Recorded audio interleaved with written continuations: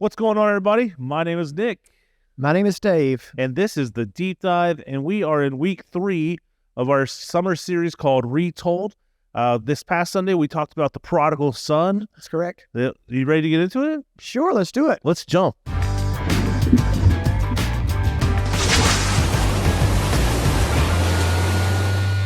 Well, Dave, this past weekend, we got to celebrate Father's Day. Did y'all do anything fun? Not terribly fun. Terribly fun? Nothing terribly exciting. But yeah, fun.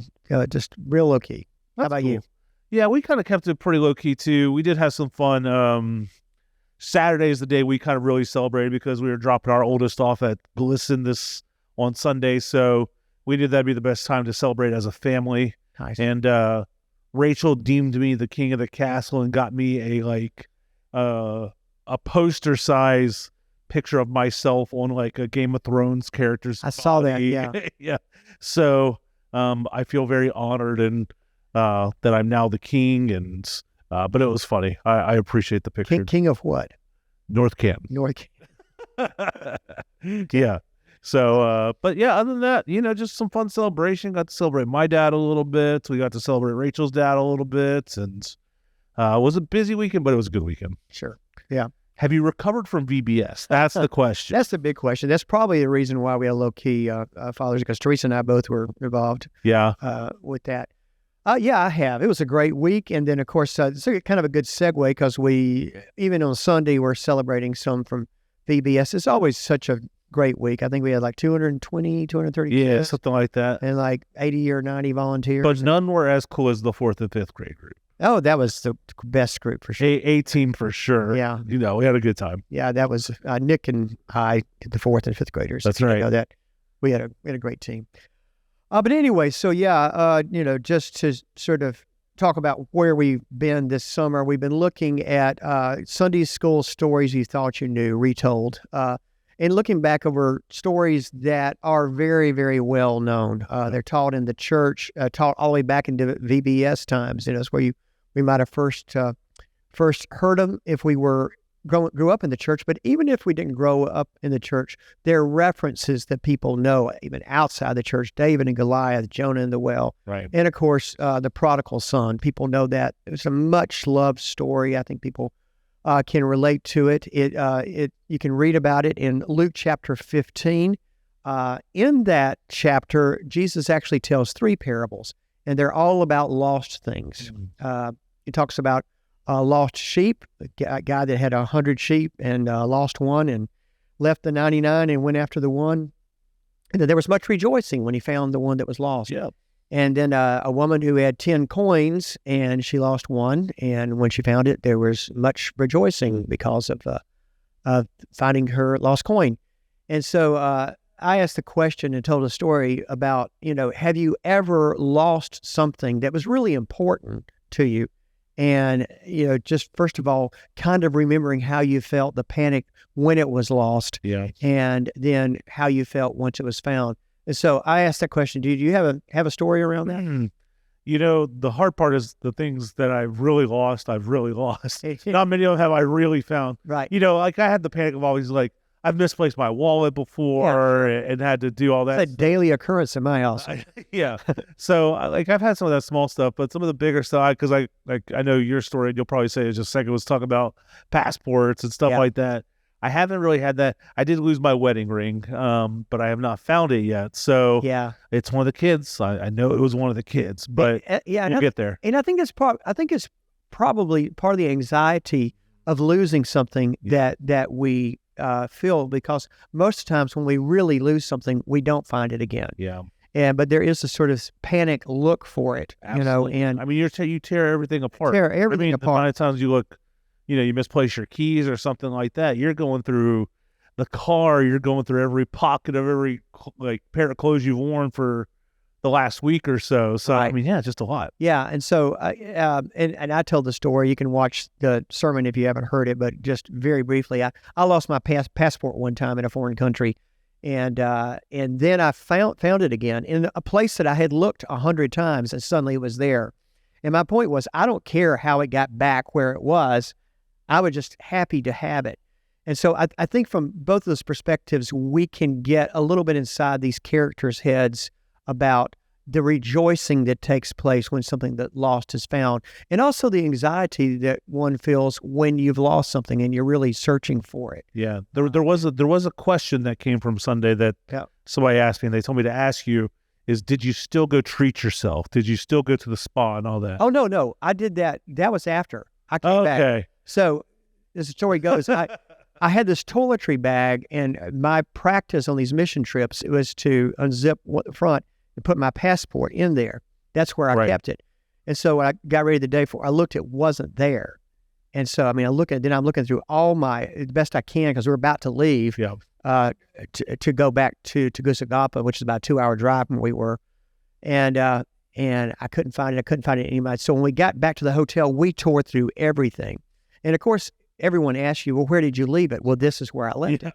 And so Teresa and I both, because Teresa was on the trip, my daughter also, we looked in that pouch, I bet you 100 times. It's like, and I've since looked at it, and there's no magic flap or anything. Flip like under. Yeah. It's just a, you just open it up, it's just a canvas thing, and it wasn't there. And then it was, and I can't explain it, and I don't care. I'm just happy I got it back so I could get out of the country and, get back to America.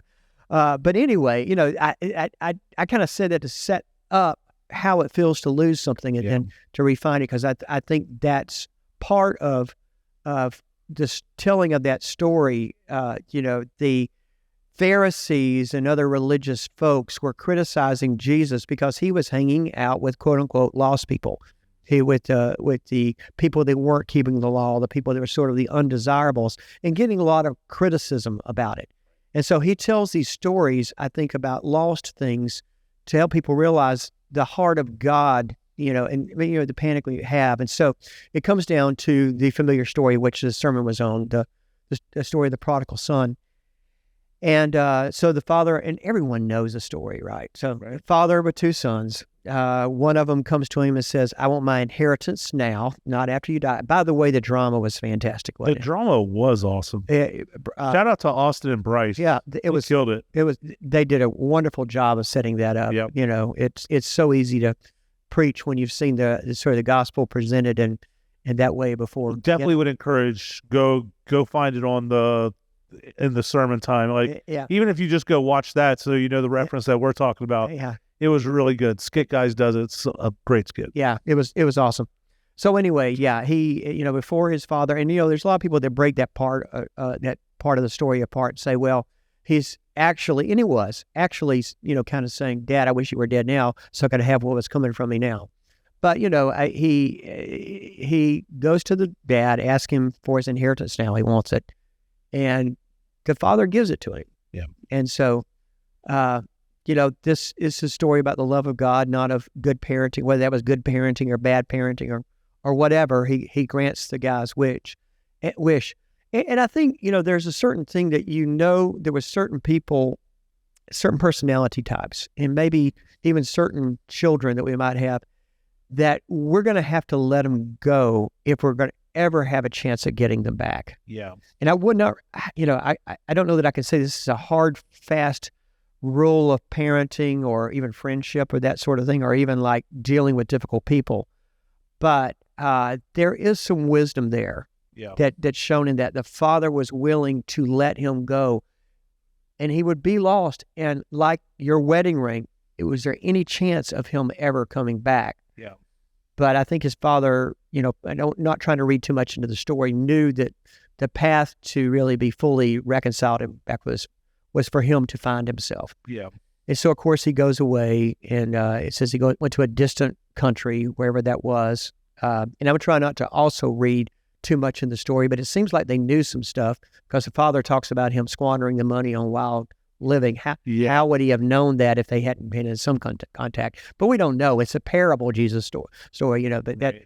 Not trying to read too much into it. But anyway, he goes and he squanders all the money, and he ends up having to work just slopping pigs somewhere, and he's starving to death.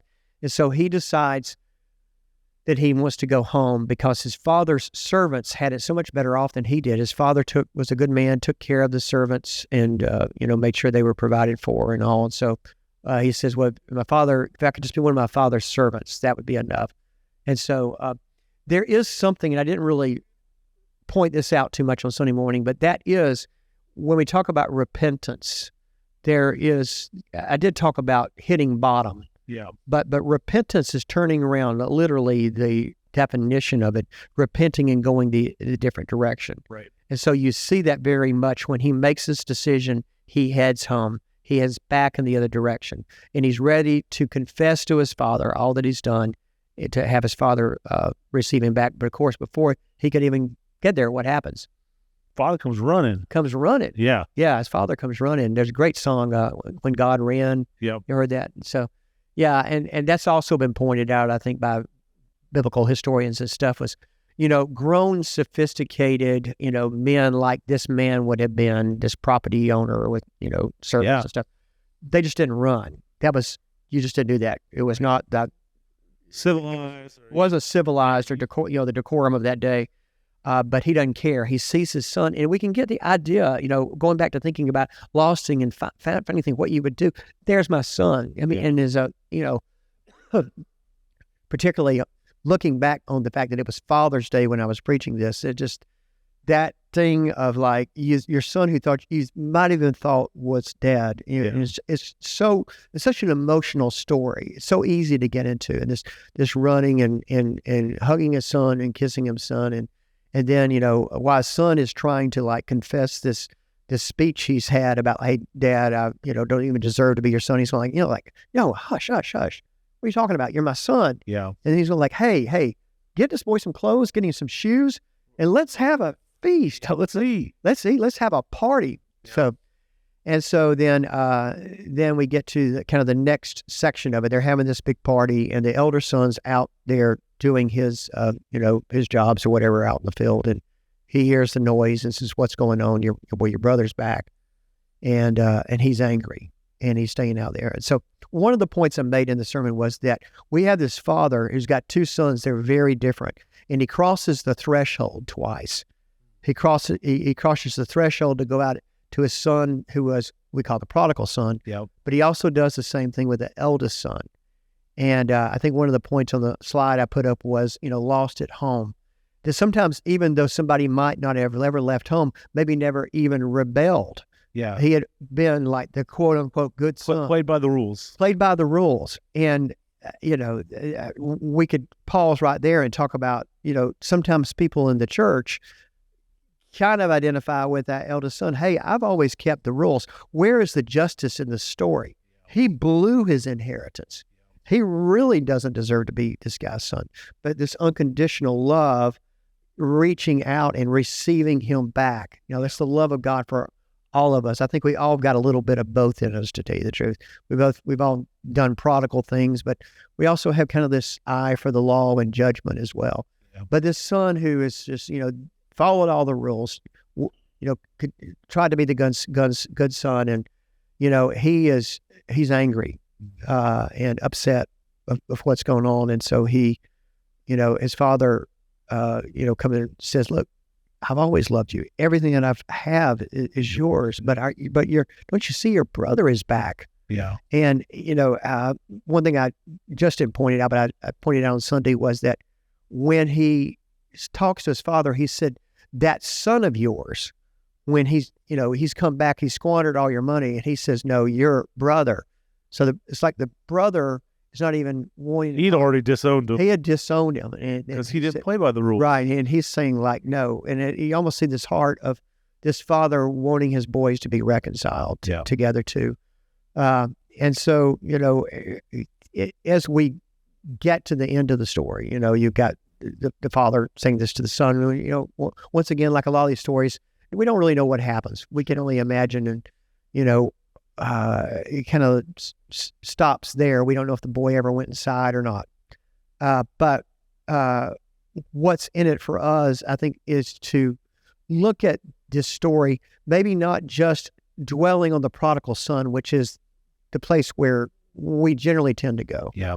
But to look at all three of the characters and the traits that we can learn as cautionary tales from, and also looking at the father as an example for us and how we treat other people. So, yeah. Yeah, I think one of the cool things about this series to me is like, when we talk about these stories, these very common stories, the David and Goliath and stuff like that, is we're so like character focused that when you kind of pull back and you look at the overall lens, you almost have just as much of a story in what's happening around it as well, because I can see the tension between the son and his brother, you know what I mean? And probably for both of them, as the prodigal son's coming back, when you pull back and go, wow, I can't believe his dad accepted him, but the humility and nervousness and scare that the son had to come back with. Right. But then also you have a brother over here who goes, man, I sat here and done everything right. Like I could see him being frustrated. Well, yeah. And then there's the relationships that have to kind of be mended and stuff like that. But that's part of what was happening when the prodigal son comes back. The relationships were that's such a good point. I mean, that is, and that nervousness of how he must have felt. Yeah. Like, man, suddenly realizing how terrible he had been. Yeah. And, it took a lot of courage to come back to not knowing whether his father was going to accept him or not. Yep. So if we're really kind of digging down in the story, but also, I mean, and I think another point that you were making is a good one too, that these Bible stories, they're not just one dimensional. Yep. They're not just one character. Exactly. And there are many dimensions going on. And so I think when we can step back and look at it, we can see different touch points that we can make within the story. And the family dynamic part of it, because, most families, I mean, everybody's different. Right. But, I've got a lot of things in common with my brother and my sister, but we're very different as well. And I'm sure you could say the same thing about your sister. Absolutely. Yeah.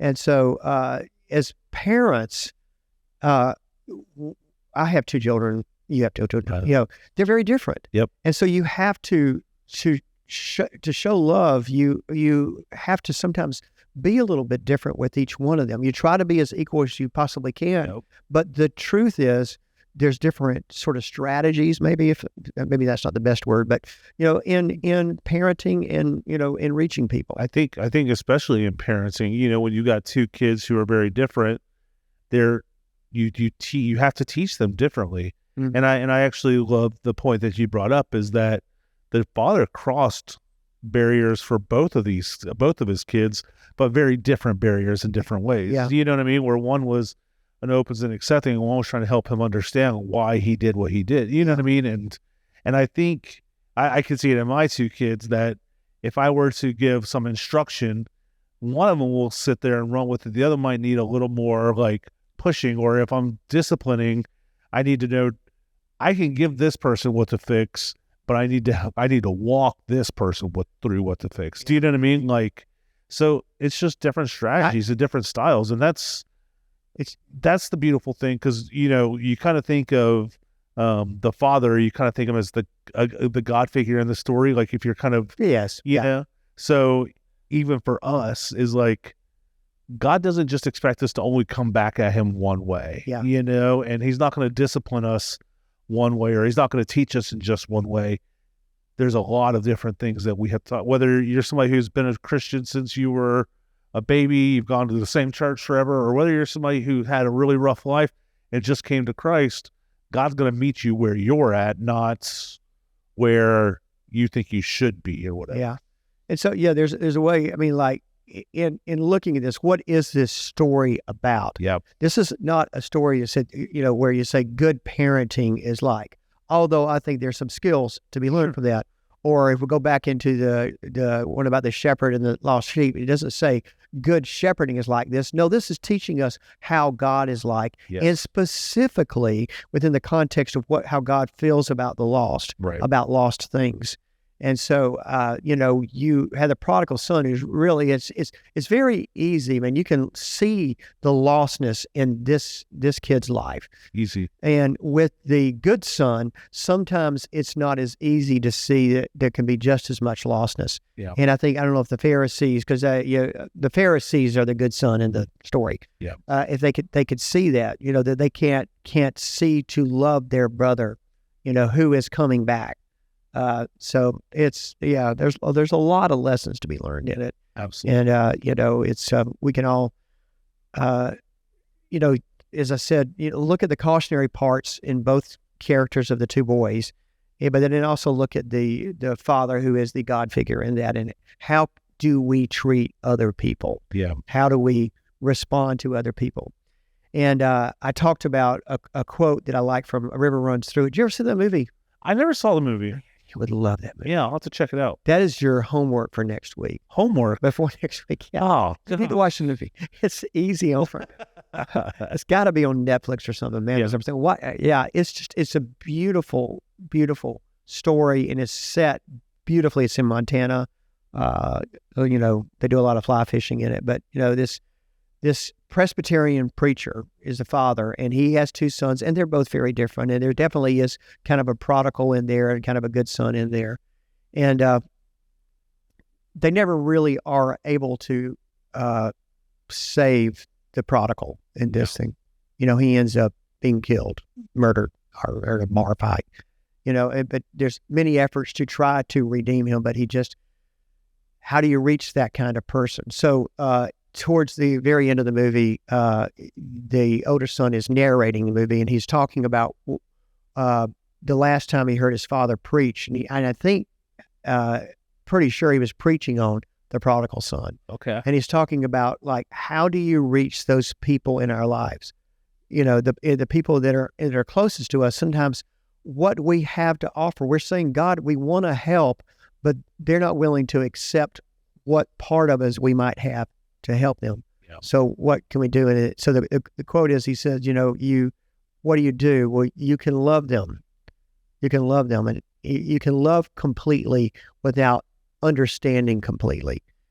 And so, in some cases, the son in A River Runs Through It, and I guess you could even say the prodigal son, there are people that are standing outside the kingdom, and they'll shoot themselves in the foot. Yeah. And you see these people doing these very self-destructive things, and you want to say, hey, stop. What are you doing? But they're not listening. Yeah. They're not to that point. They haven't gotten to what feels like bottom for them to have a prodigal son moment of repenting and turning around. Yeah. And, unfortunately, I went to a funeral this morning of somebody who was an addict and been in recovery, and great guy. But just, sometimes in this lifetime, we don't see that turnaround, and it's heart-wrenching. It's heartbreaking.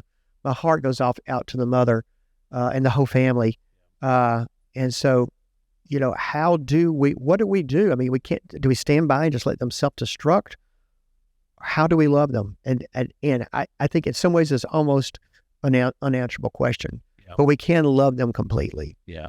And I think the heart, and let me say one other thing. Go for it. Hold on to that. But is that loving completely also doesn't mean that we let them walk over us and take advantage of us.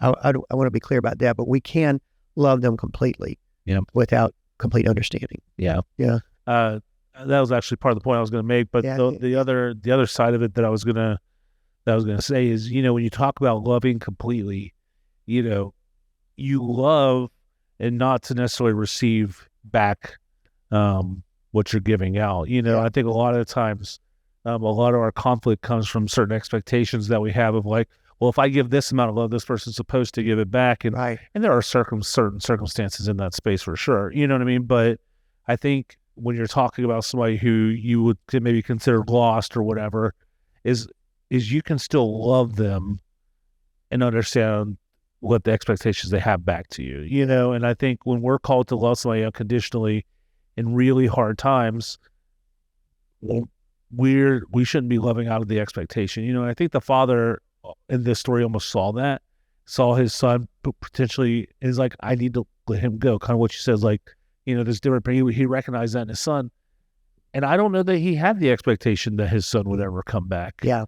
I don't know that it's hard to know, maybe I'm inferring a little too much here, but, if he didn't have that expectation, how joyous is it when it does show back up, one of the things I love about these parables, is that, like, I don't think you're inferring too much, because I think that we've got this sort of a skeleton of a story that we can hang so much stuff on. Yeah. Because we can, with what we know, just from other parts of the Bible, but also from, just pastoral counselors, other types of people, maybe recovery experts stuff.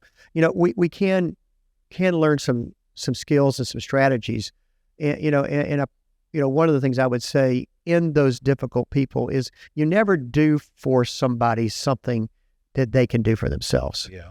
And so letting them, go sometimes, and we get into what they call codependent behavior when we start doing things for them that they should be doing for themselves. That makes sense? Yeah. Yeah. And so, I don't know, you could write the story around that frame in a way that was the situation. Yeah. And it really, if he was ever going to find himself, he really needed to be let go and not be under his father's. And so, that is a way, and that may be inferring too much. Well, I mean, it's if you're reading a literal text, that's not in there, but I think there are some things that you can infer into the text. Well, I know I've got friends in my life who would have asked me for advice at one point and then done the opposite. Yeah. To then come back to me and go, hey, you were right. Yeah. Because they needed to see it and play it out a certain way. You know what I mean? So sometimes people are just going to have, they want to prove it to themselves. Well, you say this, but you know what I mean? It's don't do that because that will never work. But I might be the exception. And who knows? I mean, that could have been the father-son relationship. Is the father was trying to teach him, and the son was like, yeah, whatever. You know what I mean? I know how to do this. I could do whatever. I'll be successful on my own. And then was humbled pretty quickly. You know what I mean? From having a chance to do it. I think in this story, I don't have any. There's some other stories where the character that we attribute all the God qualities to is not a perfect person. Yeah. But we might need to be careful with this dad. Sure. But I don't see anything in that father except unconditional love for both sons. And so, whether or not that's the strategy, that would be very hard for me to do as a father. If I knew my son was headed off into a self-destructive phase, to let them go by giving them their inheritance. Yeah. It almost seems like enabling in some ways. Right. But, that it was also, if there was a chance of his redemption, that was the way he was going to find it too. So, yeah. But anyway. Having some of that foresight or whatever could be tough. But it's a great story, The Prodigal Son. I have preached on it. I don't think I've preached on it every year, but I bet just about every year. I bet you I've preached 20 plus times on The Prodigal Son, and I love the story. Yeah. And I just think there's something about it that just, it's always an emotional thing. It's kind of like the tie a yellow ribbon around the old oak tree, that old song and story. I mean, that sort of thing about not knowing if they're going to accept me, and then suddenly, there is this tremendous acceptance. It's how it's also from recently becoming a dad, the story changes quite a bit from if you're not a parent to when you become a parent, because watching somebody walk away or something like that, it just there's some of that gut-wrenching side to it, but then you also can feel so much more of the joy that's a part of it when he does show back up. You know what I mean? Yeah. And I think there's also this thing that where we can be sensitive, how we can live that out, is that what it must take for someone to walk back into a situation where, they feel like all eyes are going to be on them. There's going to possibly be some rejection there. Is that one way that we can do is be graciously running towards them with love and openness. So that's part of grace. Well, we are kind of at our time frame here, Dave, and we talked a lot. We kind of jumped off there towards the end, especially kind of going with a few different directions and stuff like that. But it was good, and I hope you guys will take time to continue to study these stories even after we talked about it for yourselves, and just continue to kind of seek the meaning that God wants you to hear out of it and stuff like that. Yeah. But next week we're on week 4 of the Retold series. And you were preaching. I know. We're switching spots next week. Yeah. So I get to come in to close this one out. And we're talking about Daniel in the Lion's Den. So that's a little preview for you there. I won't give away too much here. Another well-known story. Another well-known story. I can't wait to hear it. I'm excited to preach I'll be it. at the beach when I hear it, but I'll be Yeah. So keep rubbing that one in. Yeah. But for this one, we're going to call it a wrap. You know where to find us if you have any questions or you have anything that you want to add to our conversation. You know where to drop it in the comments, through the email, all that good stuff. Without further ado, anything to add? Nope, just God blessed. See you on Sunday. Enjoy your vacation, Dave, and we'll catch you guys next time.